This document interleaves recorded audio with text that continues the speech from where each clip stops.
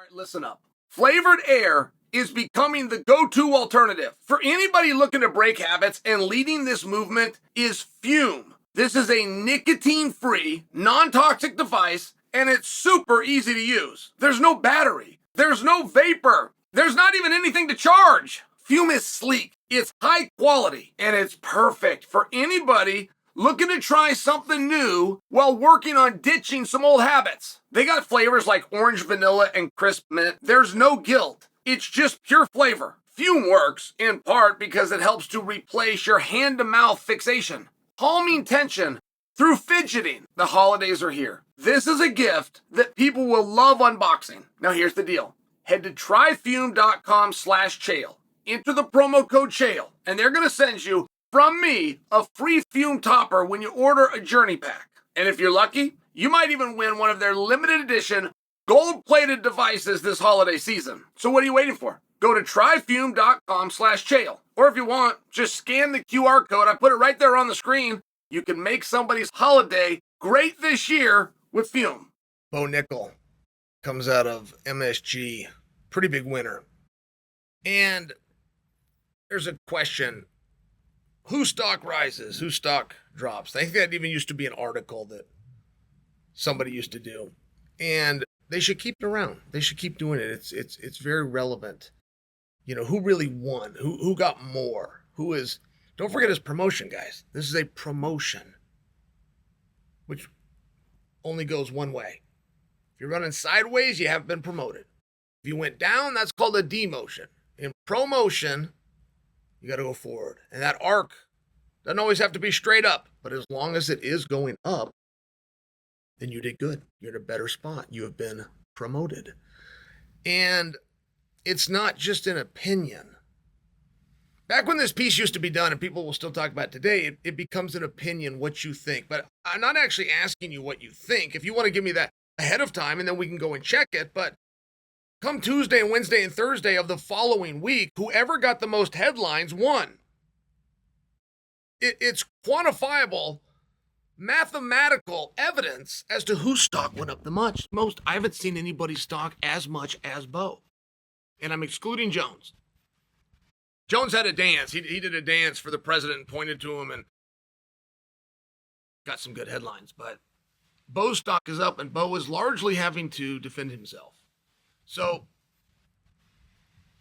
I appreciate that Bo is not letting anybody see him sweat. But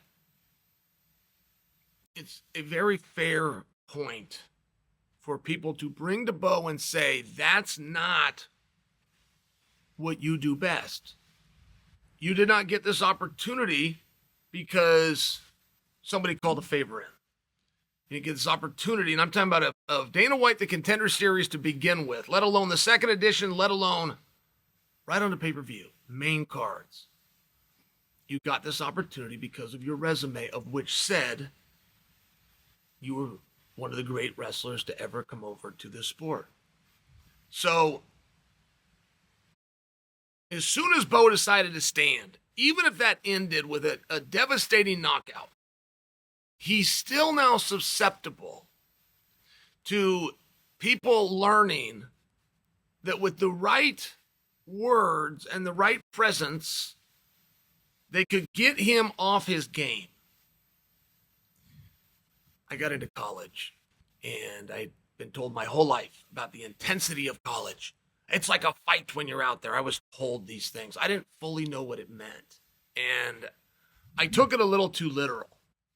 I thought that if you're wrestling a college match, you're in a fight. Everybody had told me this my entire life. I get into college. I'm in my first tournament, the Southern Oregon Open. Man, I never had a point. I was never a poor sport. I never behaved. I never threw my headgear or took my straps down. I'm out there fighting this guy. And the day ends with me being disqualified and beyond embarrassed my whole family, and had to contact the guy and his coaches. I had to write handwritten letters, which I never heard back from. I don't know if they got them or they just didn't accept my apology, but I had a guy come up to me named Mike Kaluska, and he came up and he was very calm, and he was somebody that I respected. And he said, Chael, if you're in a bar fight and you start wrestling, it's probably not going to go very well. You got to throw punches. You got to stop the guy now, viciously.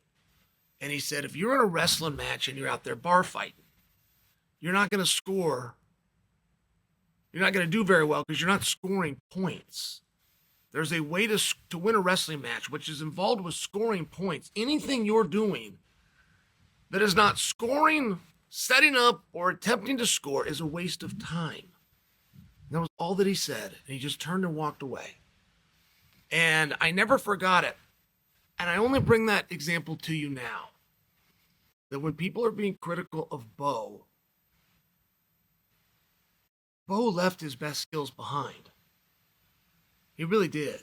Now, as far as how good is he in the stand-up, he looked good. Bo did some things really well. He understood range, and he was constantly moving.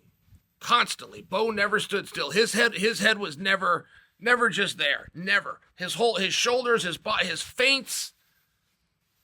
Some of the best feints in the sport actually come from Ian Gary in the entire sport. But Ian Gary will not attack until he feints first. There was a boxer when I was growing up called Tommy Hearns, the Hitman. And Tommy Hearns could make an opponent turn to stone. I mean, he'd make them flinch and close their eyes just by rolling his shoulder. He'd roll his shoulder so well. You guys know Mickey Rourke. Mickey Rourke used to train with him and would tell me this. He said the guys would jump when Hearns would just roll his shoulder at him. Bo was doing that. Bo showed some really good stuff. It's just a question of mixing it up, right? If we were going to take some of this stuff and put him into a wrestling match, to go back to Coach Alusta's example that he gave me after I was thrown out of the Southern Oregon tournament, it wouldn't have gone very well. And I did get Bo's point. He wanted to prove that he could do more than just wrestle. He proved his point.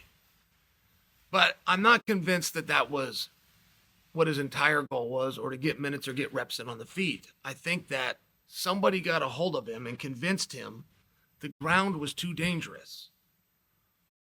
And it's not. No more than the feet was too dangerous. There's nowhere that Bo can't fight. So I saw some of Bo's comments, and I didn't know the whole world was going to be upset with him. I thought it was just going to be Uncle Chael. I've known him long enough. I can be upset with him. But I didn't like that he had to defend himself against everybody. I don't think that's right. I know when I was coming at him and being critical of him, it was to help in the future. It was meant to be helpful. And there is an in-between. Much like at that Southern Oregon tour, there's an in-between where you have to learn to do both. Where you got to learn how to fight within your wrestling that is scoring points. So, it's a work in progress. But it's also a young man that's only had 6 fights, remains undefeated, remains the talk of the town. He's got more headlines than anybody, and he's going to return to a main card, a very beautiful fight. That's it. We're all done here.